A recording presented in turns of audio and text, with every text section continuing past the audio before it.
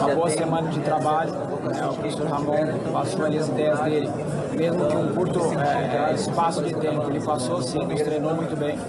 Jogamos contra uma equipe que já estava junto há algum tempo, se classificaram em quarto, chegar em quarto na Copa do Mundo, isso tem um peso muito grande no país deles, com a atmosfera deles. E cara, sobre mim, eu fico contente por essa oportunidade de estar aqui, mas lógico que para eu voltar eu tenho que continuar fazendo o que eu faço no Palmeiras. Estar aqui essa semana me motiva ainda mais para trabalhar, para crescer, para poder voltar mais vezes. Bom, tá aí, né? Muita expectativa, muita gente queria, inclusive, o Veiga na Copa do Mundo. Ele era a bola da vez, era pelo menos o primeiro nome fora da lista, possivelmente a ser convocado, e ele foi chamado pelo Ramon Menezes, repito, técnico interino, mas não começou jogando. Casão, você que trabalhou no jogo ontem lá no canal do Galvão, foi bem legal, aliás, parabéns, um beijo pra você, Galvão. Estamos te esperando aqui também no mesmo para divulgar o canal. Não que precise, né, Galvão? Porque ontem já meteu quase 1 milhão de inscritos no canal, muito legal. E gostou da seleção brasileira, a gente tem que preservar nesse momento o Ramon Menezes, está quebrando um galho lá, mas numa mescla de duas seleções, uma profissional e uma sub-23, me parece que até por pouco tempo de entrosamento eu esperava um Veiga junto com o Rony, já de início. Então, eu gosto do Ramon, acompanhei o Sul-Americano, o Brasil foi campeão, achei a convocação dele ótima, tá? Faltou o Martinelli, que eu acho que seria justo o Martinelli estar. Ele foi para a Copa, está jogando muito, o Arsenal está em primeiro, seria justo o Martinelli estar na seleção. E eu acho que seria justo o Pedro também estar na seleção, porque o Pedro foi para a Copa, e o Pedro é, cara, um grande centroavante. Sim. E tem que fazer parte desse ciclo novo aí. Eu acho que até como titular, de repente. Agora, eu achei que o Ramon escalou mal do meio para frente. Ele inverteu a posição do Rony com o Rodrigo. O Rodrigo, quando entra no Real, ou ele entra pela direita ou ele entra pelo meio, atrás do Benzema, porque lá o centroavante é o Benzema, ele não joga de centroavante. Só quando o Benzema se machuca, está fora, o Ancelotti põe ele ali. Mas, na verdade, o Rodrigo sempre entra e desequilibrou muito na Champions, entrando pelo lado direito ou entrando aqui atrás do Benzema. Ele colocou o Rodrigo como centroavante. Rodrigo nunca jogou de costa pro gol, não é característica do Rodrigo. Sim. Ele é um cara que vem pro toque, vai para cima, ele tem gingado, ele tem que ficar de frente, porque ele é criativo. De costa, ele não pegou na bola. Jogamos com um a menos ali naquele momento. Então, e o Rony também, porque ele pôs o Rony na direita e o Rony tá jogando de centroavante no Palmeiras, ele pôs o Rony na direita para marcar lateral, cara.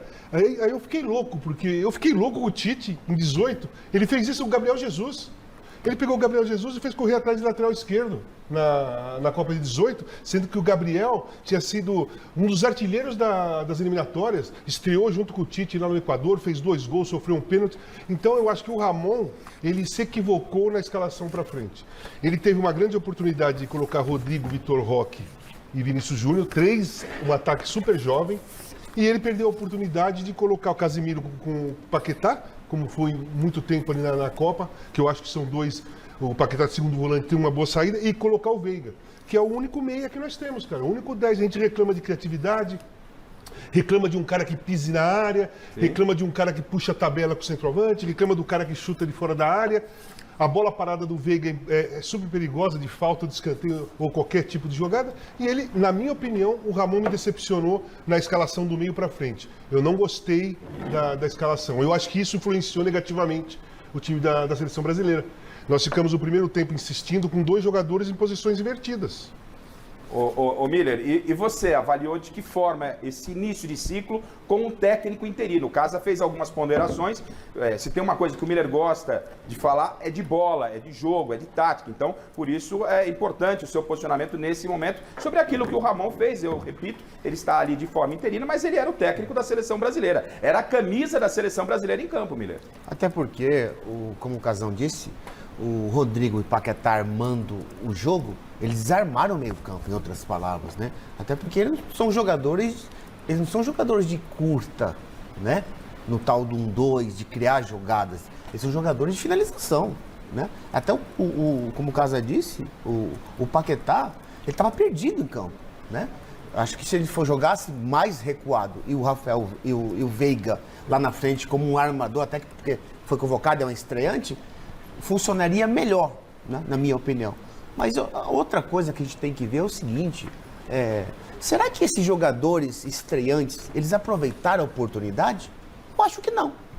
Porque eu não gostei da estreia do Rafael Veiga, que entrou no decorrer da partida. O Yuri Alberto não conta porque ele entrou no final do jogo. Ele mata qualquer jogador, né? O Casão, por exemplo, sabe disso. Mas eu acho que os estreantes mesmo, inclusive o treinador, estrearam muito mal. Na nossa época do Casa, que a gente ia para os amistosos na Europa, os valores individuais na casa faziam diferença. Sim. E faziam mesmo. Sim. Agora, infelizmente, a gente não tem mais aquele jogador decisivo. E os estreantes, quando vão para um jogo amistoso, vestir a camisa da seleção brasileira, eles não aproveitam a oportunidade. Eles não fazem por onde. Então eu não vi assim, a seleção brasileira ter uma dinâmica de jogo assim que envolvesse a seleção do Marrocos durante todo o tempo. Absolutamente. Né? Eu acho que perder para Marrocos é uma vergonha, uma decepção, porque a seleção brasileira tem assim mesmo com o Marrocos tendo ficado em quarto, a gente tem que pegar o histórico do que representa a camisa da seleção brasileira. Você viu as entrevistas dos jogadores? As entrevistas, ok. Não, é pouco tempo para as ideias de jogo que eu colocar em prática. Isso é uma grande mentira. Mas e a pressão do estádio? O estádio até porque, quando que o treinador de Marrocos estreou? Quando? Sei lá, estreou. Quando? Estreou em setembro de 2022. Excelente esse treinador. Mas com 2 meses para começar a Copa. E aí? E essa ideia de jogo? Não dá tempo? Ele arrasou. Então foi para a semifinal, quer dizer, então, esse negócio de ideia de jogo, conceito de jogo, preceito de jogo, o jogador tem que entrar na seleção brasileira e tem que mostrar que ele é bom porque ele fez por onde no seu time e chegou na seleção, ele foi um cara decisivo. Agora você entra na Copa, na seleção brasileira, num jogo amistoso, fica tocando a bola para trás, fica tocando de lado, até eu, Casão, a gente faz isso com 57 anos. O mestre já quer dar uma pitada, né, mestre? Rafael, é o seguinte, os dois fizeram uma análise absolutamente perfeita do comportamento da seleção brasileira, tanto o Casão quanto o Miller. E o Miller tocou num ponto que é uma referência para mim. A falta de um grande jogador no futebol brasileiro atual. O último foi, ou ainda é, o Neymar. Nós sempre tivemos um grande craque, um jogador excepcional. Lá nos anos 20, o Frederich, depois o Leônidas da Silva, depois o Pelé, enfim. Sempre tivemos Romário, Ronaldo. Né? E hoje, neste período que nós atravessamos, a única expectativa seria o Vinícius Júnior. E o Vinícius Júnior não jogou nada, não pegou na bola.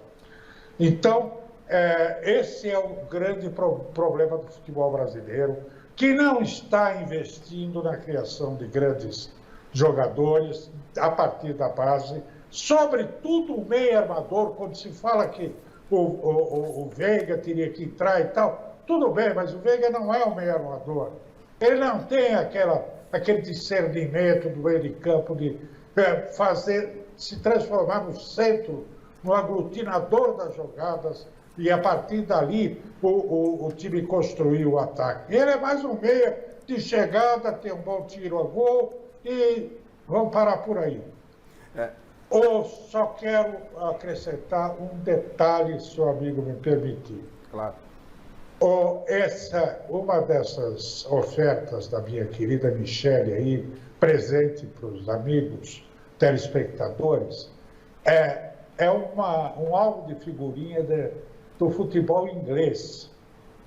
Isso aí é um sinal do que nos espera. É verdade. Não tenho dúvida de que mais uma geração, se continuarmos com esse futebol que estão praticando aqui e no exterior,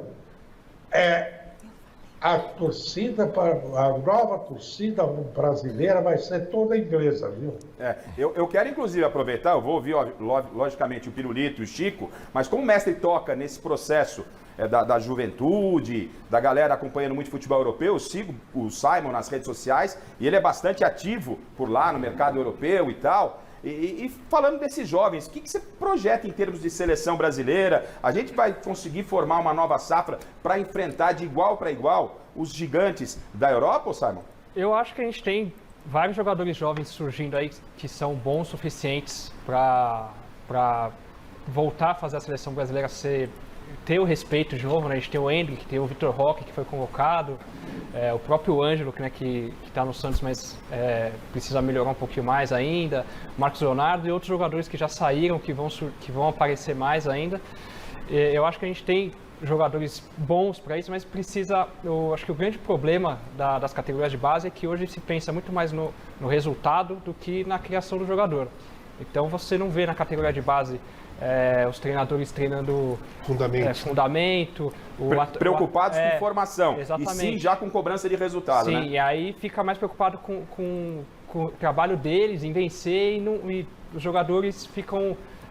sobe tudo mais o mesmo, né? Sobe tudo meio que robotizado, tudo já com um sistema mais europeu. E aí, você igualando o europeu com o brasileiro perde. Ele tinha a qualidade técnica como diferencial.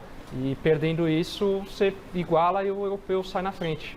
Ô Alex, só uma coisinha claro, rápida, só para completar. Claro, claro. Os jogadores brasileiros sobem da base sem saber bater falta, gente. Nós não temos batedores de falta mais, sem cabecear, sem ter um domínio de bola. Por que o Miller falou que os caras jogam pro lado? Porque os caras têm medo de jogar vertical e errar o passe. Então é muito mais fácil a responsabilidade, né? É menor jogar pro lado. Exatamente. O erro quase não aparece. Exatamente. E quantos atacantes a gente vê surgindo aí que fazem tudo bem, né? São velozes, são fortes, são habilidosos, mas não sabem finalizar. Isso também é um problema que o futebol brasileiro vem tendo já faz bastante tempo. E isso é algo que vem da categoria de base, né? Tem que rever os conceitos da categoria de base para fazer o jogador chegar já mais pronto, né? Ô Alex, você teve uma história também importante na base, uma medalha de bronze, né, nos Jogos Olímpicos. Sabe como é esse processo de transição que atravessa a seleção brasileira? Está iniciando uma carreira de técnico e, obviamente, você, quando está na base, está mandando jogadores ao profissional e, quando está no profissional, está recebendo jogadores. Qual é o papel do treinador nesse elo entre as duas categorias, o profissional e ainda o amador? É justamente isso que nós estamos comentando agora, né? Eu, particularmente, posso dizer que no próprio sub-20, o jogador ali do 20, ele já está praticamente com a idade profissional e ainda ele tem muito defeito. E o treinador, quando ele está no profissional, eu, como treinador do 20, eu tenho que entregar ao garoto o máximo completo possível, né? No caso, mais taticamente, porque tecnicamente acredito eu que vem ali do sub-13, eu acho que depois ali no 15, no 17 já não tem como mais você parar um menino ali para você fazer esse trabalho de fundamento, digamos assim, né? Então assim, como eu comecei já iniciando no sub-20, praticamente o meu trabalho já tem que ser mais voltado para o profissional, né? Mais tática, a mentalidade do jogador, o foco do jogador. Eu acho que o grande problema da seleção brasileira, a diferença dos clubes é que nos clubes se tem um processo. Hoje você olha a seleção brasileira, você não vê um modelo de jogo. Qual o modelo de jogo da seleção brasileira? Então, um exemplo, a seleção principal, ela treina no modelo de jogo. A sub-20 no outro, a 17 no outro, o 15 no outro. É natural que quando vai fazer essa transição, essa mudança de ciclo, vai acontecer o que aconteceu ontem, o jogador Até porque perdido. quando você pega o treinador, o Ramon, o que ele fez? Ele convocou jogadores da sua confiança. Que ele jogou na... 5, né? Exatamente. Esses jogadores com o próximo treinador, eles vão continuar? Exatamente. A gente não sabe. Lógico que não. A maioria não vai estar. Então você vem defender um resultado confiando no jogador que você treinou no sub-20, sendo que sub-20 não tem nada a ver com o profissional.